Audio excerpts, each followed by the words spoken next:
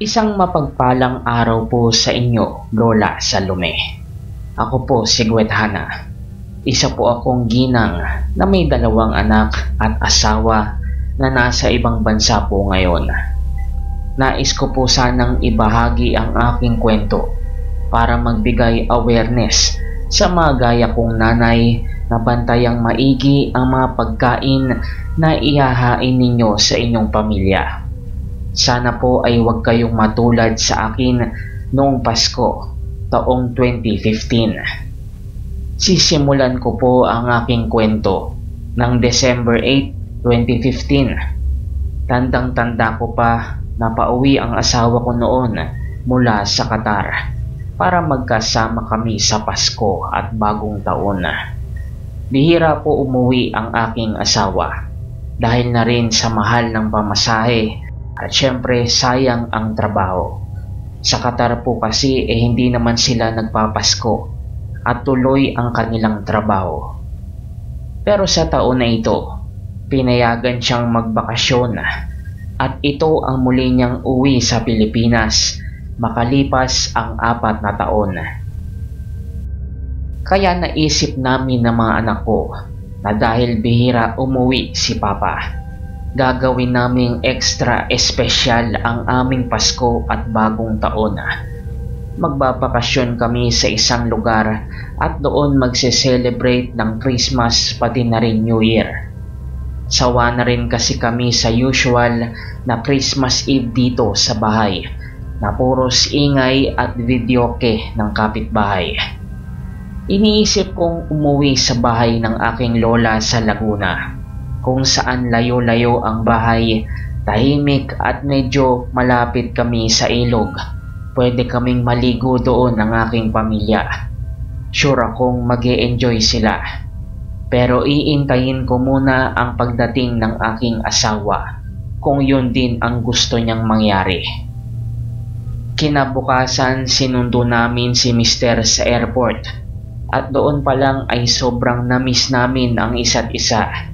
Lalo na ang aking 2 boys. Kahit meron namang tawag at text habang nasa Qatar siya, iba pa rin talaga kapag nayayakap mo. Binanggit ko sa kanya yung plano namin ng mga bata. Nasa Laguna kami magpapasko at Bagong Taon. Nung una ay ayaw niya sana. Kasi nga gusto niya ring pumunta sa mga tropa niya na malapit din sa amin. Pero sabi ko, sa ibang pagkakataon na lang sana iyon. Gusto naming masolo siya ng mga bata. Noong huli napapayag namin siya at sa December 23 pa lang babiyahe na kami pauwi ng Laguna para hindi sumabay sa dagsa ng uwian at traffic. Tumuloy kami sa dating bahay ng aking lola na wala nang nakatira ngayon mula nang namatay sina lolo at lola. Pero kahit paano, naalagaan naman ito ng aming tiyahin na kapitbahay lang din namin. Dito ako sa bahay na ito lumaki, kasama ng mga ate ko at kuya. Dito kami nagbabakasyon tuwing walang pasok sa eskwelahan at marami akong alaala dito nung ako'y bata pa. Inayos namin at nilinis ang bahay at enjoy na enjoy ang mga anak ko sa kakaibang environment nila rito. Siyempre sa tinagal ko nang hindi nagpupunta rito, hindi ko na gaano kabisado ang lugar. Naroon pa rin naman ang ilog na pinaliliguan namin dati, pero marami na rin ang nagbago rito. Noong December 24, nag-ikot kami ni Habi sa paligid upang mamili ng ihahanda namin sa Noche Buena. Kaya lang, gaya ng inaasahan, napakaraming tao sa mga groceries at palengke. Ultimo mga talipapa na nadaanan namin ay sobrang matao. Sinabi ko kay Habi na mas maganda ata na bumili na lang kami ng lechon manok, pati mga fast food para mas madali. Total hapon na rin naman iyon at kulang na rin ang oras para magluto pa ako. Ayos lang daw sa kanya. Pero nire-request niya na magluto daw ako kahit kalderetang baka. Iyon kasi ang pinaka-favorite niya at miss na niya ito. Syempre dahil kakauwi niya lang hindi ko siya pwedeng tanggihan. Umuwi na muna kami sa bahay dahil baka nagugutom na ang mga anak ko.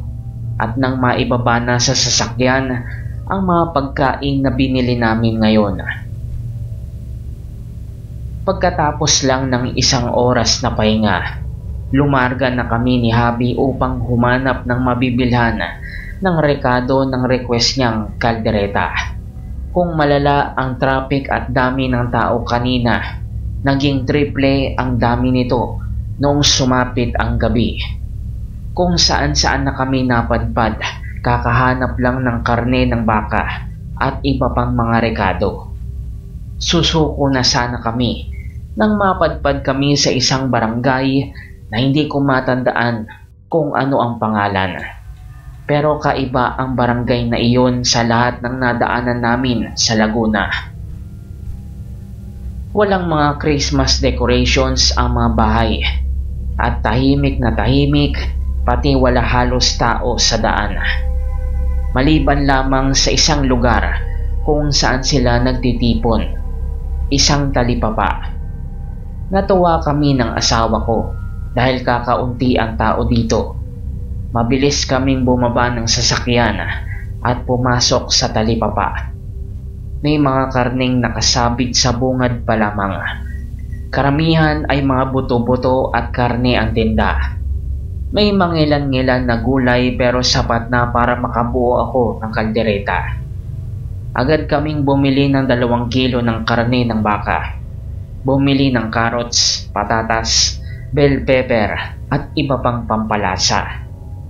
Wala lang din silang tindang asin, kaya sabi ko kay Habi, sa tindahan na lang kami bibili malapit sa bahay. Magiliw ako nagpasalamat sa mga tindera at binati sila ng Merry Christmas. Sinabing hulog sila ng langit kasi ang hirap mamili sa panahon ngayon. Ay opo, may okasyon kasi kayo. Ang tugon ng tindera ng karne. Nasaktuan nyo kami dahil kapag gabi lang kami nagtitinda rito. Dagdag niya. Agad kaming umalis upang umuwi na sa bahay at magprepara ng aking kaldereta. Noong paalis na kami, ay napansin kong kami lang ang bukod tanging bumili rito. Habang inaatras ng asawa ko ang kotse, nakita kong papalapit ang mga nagtitinda sa amin, kumakaway, na para bang laking pasasalamat nila na bumili kami dito sa kanila. Siguro nga, bihira ang bumili ng ganyan karami, ang sabi ng asawa ko. Kaya gano'n na lang ang kanilang reaksyon.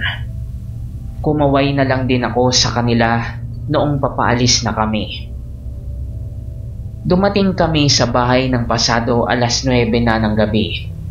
Kumain ng saglit na hapunan at pagkatapos noon ay nagprepara na ako ng aking kaldereta para ihanda sa Noche Buena mamaya.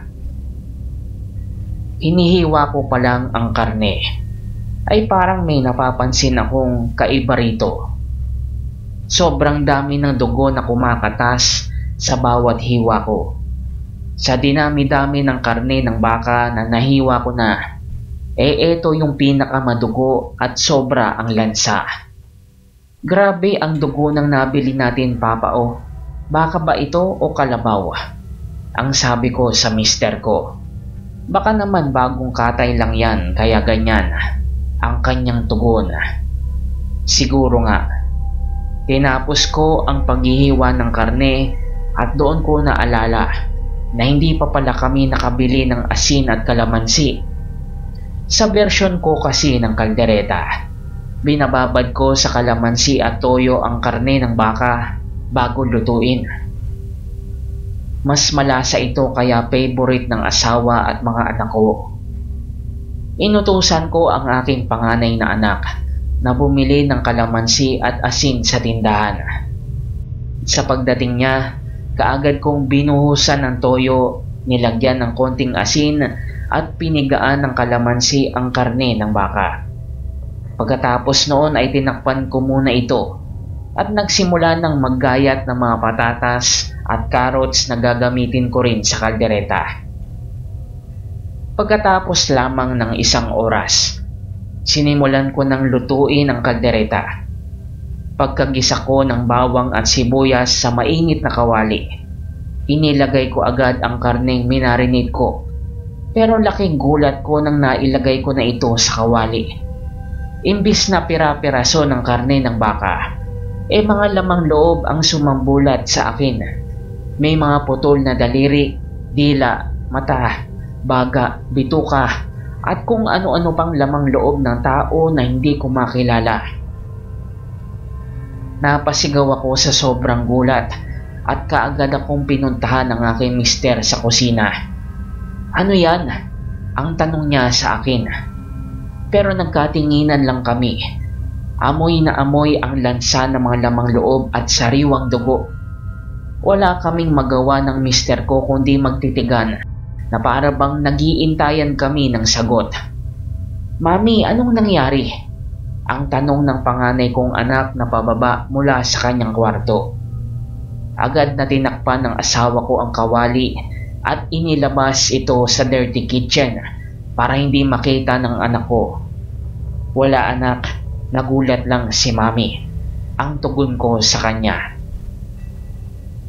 Hindi na kami nagluto pa ng kaldereta at pilit kinalimutan ang pangyayari alang-alang sa Noche Buena at sa Pasko. Noong madaling araw ay hindi ako makatulog. Napansin ito ng asawa ko at pinag-usapan namin ang insidente kanina. Paanong magiging lamang loob ng tao ang isinalang ko sa kawali, gayong ako ang naghiwa ng mga karne ng baka. Ako rin mismo ang pumili ng karne noong binili namin ito sa talipapa. Pero kahit anong diskusyon ang gawin namin ng asawa ko, hindi namin maipaliwanag ang pangyayari. Hanggang sa nakatulugan na lang namin ito. Hindi na namin pinag-usapan pa ang insidente na iyon at nanatiling lihim na lang sa aming mag-asawa. Sa pagsapit ng bagong taon at medyanoche, hindi na kami nagluto pa at nagpasyang lutong pagkain na lang ang ihahanda sa bagong taon. January 1 ng bagong taon, dinalaw kami ng tiyahin ko na caretaker ng bahay. Nakipagkwentuhan at nagbatian ng Happy New Year. Hanggang sa hindi ko na natiis, kinuwento ko ang insidenteng nangyari sa amin noong Noche Buena. Sinabi ko sa kanya ang detalyadong pangyayari at nanlaki ang mga mata niya sa kanyang narinig. Dapat daw ay nagpasama na lang kami sa kanya nung namili kami ng pagkain. Meron daw isang barangay dito na tinitirhan ng mga mag-anak na aswang. At ang night market na sinasabi ko ay binansagan nilang palengke ng aswang. At tunay na karne at lamang loob ng tao ang tinitinda nila. Sikat at dinarayo raw ang palengking ito sa mga kapwa nilang aswang.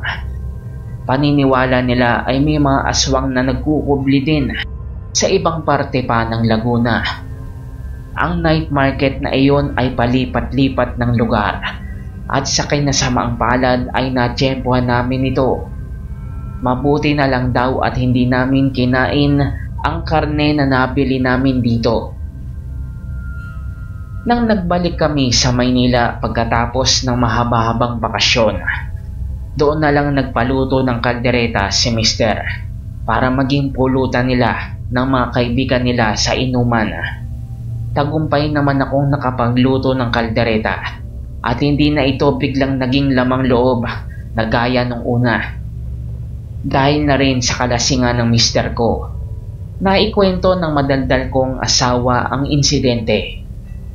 Isang kaibigan niya ang nanggaling sa Visayas at nagbigay ng kanyang komento. Tinanong niya kung paano ako magluto ng kaldereta at kinuwento ko naman ang buong proseso. Nang binanggit ko ang kalamansi ay doon niya nakumpirma. Pinaniniwalaan kasi na ang mga pangontras sa mga binhi at pagkain ng aswang ay ang kalamansi. Sa karne ng baka na binili namin ay hindi talaga karne ng baka. Mabuti na lang daw at hindi namin kinain ito. At dyan po nagtatapos ang aking kwento. Sana po ay may napulot kayong aral. Ingatan ang mga pagkain na ihahain sa inyong pamilya.